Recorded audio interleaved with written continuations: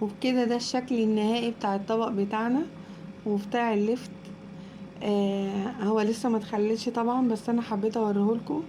هو كبير قوي بكره او بعده ونبتدي ناكل فيه.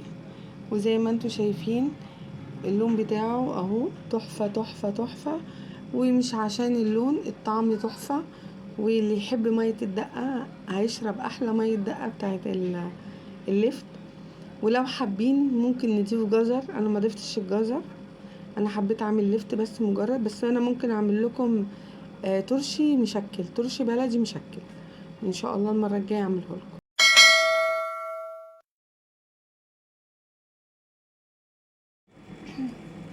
السلام عليكم ورحمة الله وبركاته. ازيكم عاملين ايه؟ النهارده انا جايبه لكم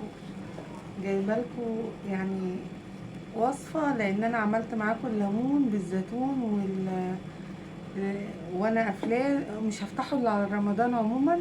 وان شاء الله اول ما اجي افتحه برضه هفتحه قدامكم. انا النهارده جايه اعمل بس اللفت. انتوا عارفين اللفت بيبقى في فتره الشتاء عموما. لما تيجي تنقوا اللفت ما تنقوش اللفتايه الكبيره. اولا بتبقى شيخه، رغم ان الايام دي ما فيش الكلام ده، كل لفت كويس والجوده بتاعته كويس. بس اللفتايه اللي تلاقوها الشكل ده تلاقوها مدوره كده وتلاقوها متوسطه، لا اما ولا صغيره قوي ولا كبيره قوي اهي. لو انتوا خدتوا بالكم ان انا منقيه احجام بالشكل ده اهو. تمام. ودي طبعا بنجر. فانا هوريكم الاول. هو طبعا انا جايباه زي ما انتوا شايفينه، هو متباع كده زي ما انتوا شايفين. انا كل اللي هعمله انا لسه بس مجرد اني هشيل بس جزء الطينه، انا مش هكحت فيه لان لسه هاخده تحت الحوض بالليفه اهو. انا بنضفه اهو قدامكم اهو. وكل ده انا مش هنضف، انا بس بشيل هنا، ولان لسه هروح اغسله بالليفه واكحت بقى الكلام ده كله، واكحت الطينه دي واشطفه كويس. وهاجي اوريكم انا بعمله ازاي اهو. انا بس بشيل الجزء ده انا ما بحبوش، وبس بشيل جزء من الطينه بتاعتها اهو. على فكره اللفت ده هو ما بيطلعش الا في الشتاء، بس من الحاجات اللي انا بحبها جدا جدا. وبالذات لما اكلها بقى مع الطعميه بقى وفول بقى والاكله البسيطه دي، او لو كانها كمان مع عدس مثلا، او خبيزه. الناس اللي تعرف الخبيزه انا عاملها قدامكم مره. الخبيزه يعني دي من الاكله اللي انا بعملها تحفه بصراحه، انا متعلماها من ماما الله يرحمها. زي ما انتوا شايفين انا بس لسه ما نضفتش، انا بس بشيل الجزء ده. انا وريتهولكم ان هو بيجي كده، وريت لكم المقاسات اللي انتوا تجيبوا فيها. هي المقاس ده حلو جدا. الكبيره دي بتبقى شيخه، لا اما في الوقت ده هي مش شيخه دلوقتي لان ده الموسم بتاعها، بس بتبقى عامله زي ما يكون سفنجه. انما المقاس ده انا هوريكم لما يتقطع دلوقتي هيبقى شكله ازاي. حاجه هتعجبكم جدا. على فكره انا جايبه لكم بالطرق اللي هي الطرق الشعبيه القديمه بتاعت الناس القديمه. يعني انا مش جايبه لكم الحاجه، ومع ذلك انا بعمل برضو انا بعمل اكلات حديثه. بس انا يعني بص انا حابه اتكلم معاكم كده بقى بطريقتي بقى.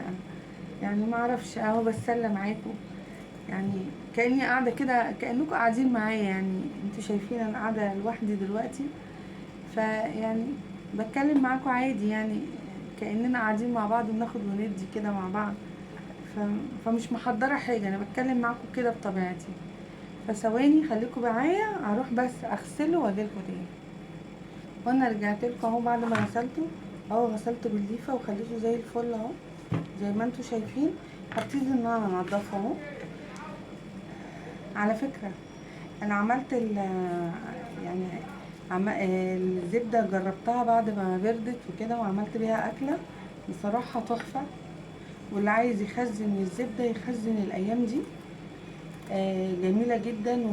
وحتى الجبنه، حتى اللي عايز يزود المش بتاعه الايام دي الايام دي ايام جميله جدا، الخصوبه بتاعت الارض وحتى الخضره جميله جدا. وايام الليفت برضو على فكره، اللي عايز يخزن ليفت من السنه للسنه ما يقطعوش، ينضفه بالشكل اللي انا عملته كده ويخزنه بحاله في البرطمانات، ولو وقت لما يجي يحب ياكله يطلع اللفتايه ويقطعها. انا همشي معاكم خطوه خطوه، انا دلوقتي لسه بغسله وبقطعه.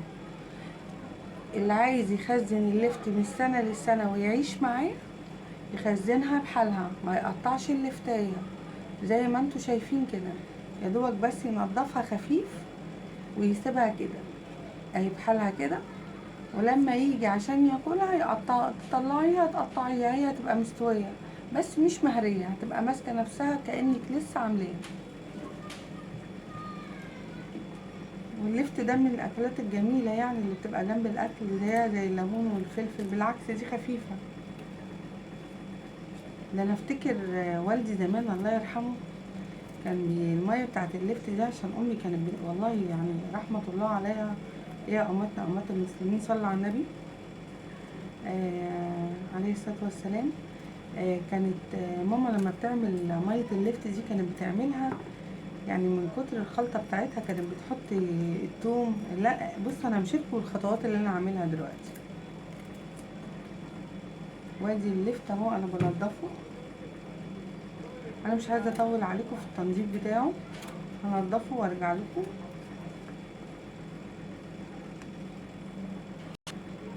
وانا اهو كده ان انا نضفت اللفت. على فكره ده دولت 2 كيلو لفت، ما عملتش كميه صغيره دي، بس ايه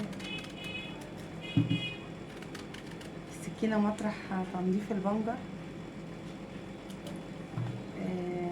لما تيجي تقطعي اللفت لو انت عندك كميه كبيره وهتقعد معاكي شويه، مش هتخليها من السنه للسنه، قطعيها تبقى تخينه معاكي، بحيث ان هي ما تتهريش.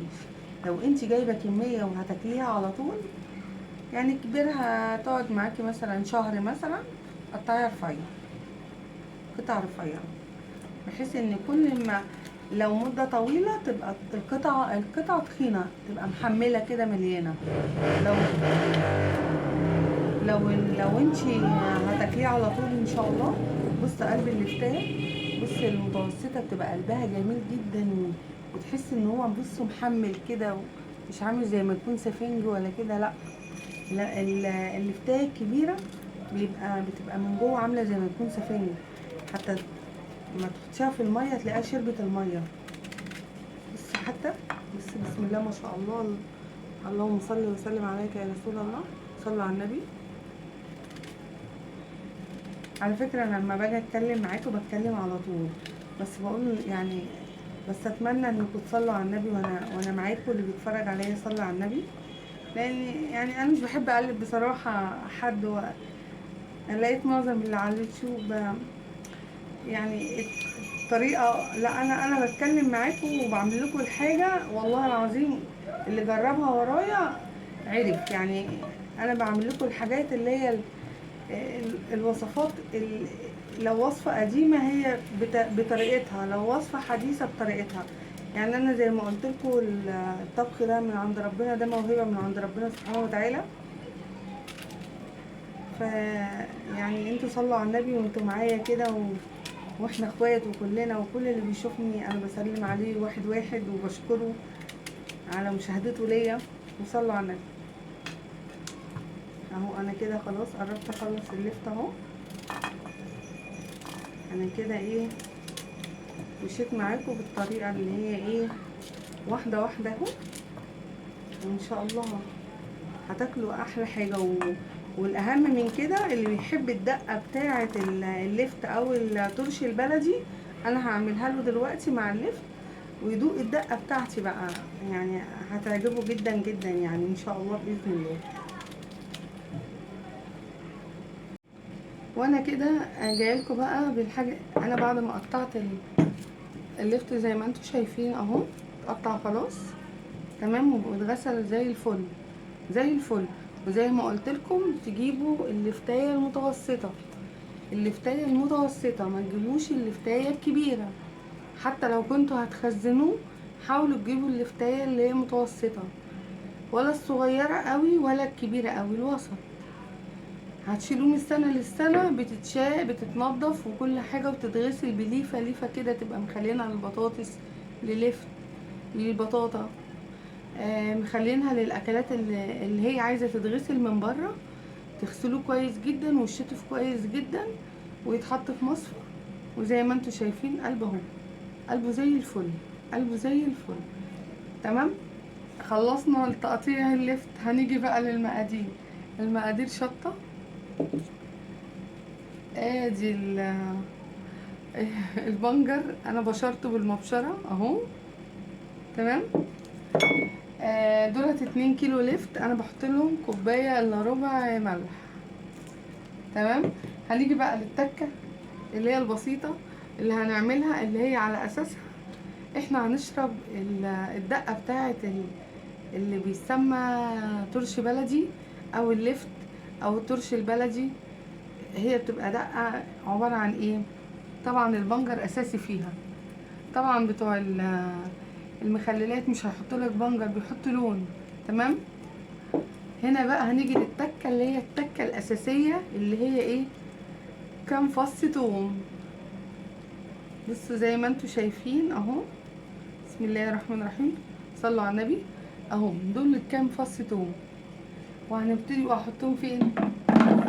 اهو حطيتهم في البرطمان، مقطعاهم نصين في البرطمان. والتكة التانية كام قرن فلفل متنضفين اهم، هنحطهم برضو في البرطمان. دولت هيدونا ان اللي هي ان انتي لو جيتي تشربي الميه بتاعت اللفت كانها دقه. لو عامله فته بقى، فته عدس، فته لحمه، الناس اللي بتحب الدقه بتاعت الميه دي، ناس كتير انا منهم، انا بحبها. هنيجي بقى للحاجه النهائيه، مش الخل مع اللفت يخليه يدوب خالص ويطرى، ويطرى بسرعه جدا. هنحط ليمونه اهي، انا عصرتها اهو. تمام. هي دي ميه الدقه. خلاص. الموضوع بسيط جدا. وهنحط اللفت اهو في البرطمان. بسم الله الرحمن الرحيم، صلوا على النبي. اهو اللفت كله هيتحط في البرطمان اهو. تمام. بسيط جدا وحاجه بسيطه ويتعمل في ثواني. زي ما قلت لكم، اللي بيحب ميه الدقه، حتى لو ما بيحبهاش، الدقه اللي انا عاملاها بتدي طعم لللفت، بتديله طعم حلو جدا. تمام. صلوا على النبي يا جماعه. اهو حطينا اللفت اهو، بسم الله الرحمن الرحيم. خلاص.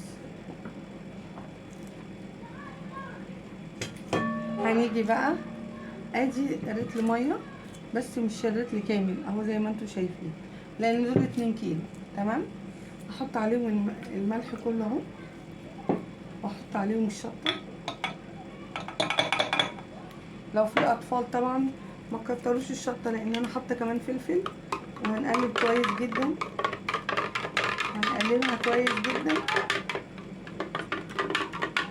اتمنى وصفاتي تبقى يعني بتعجبكم. اتمنى طريقتي عجباكم، يعني انا اتمنى بجد ان انا بفيدكم، يعني ان انا ابقى بقدم لكم حاجه تفيدكم بجد.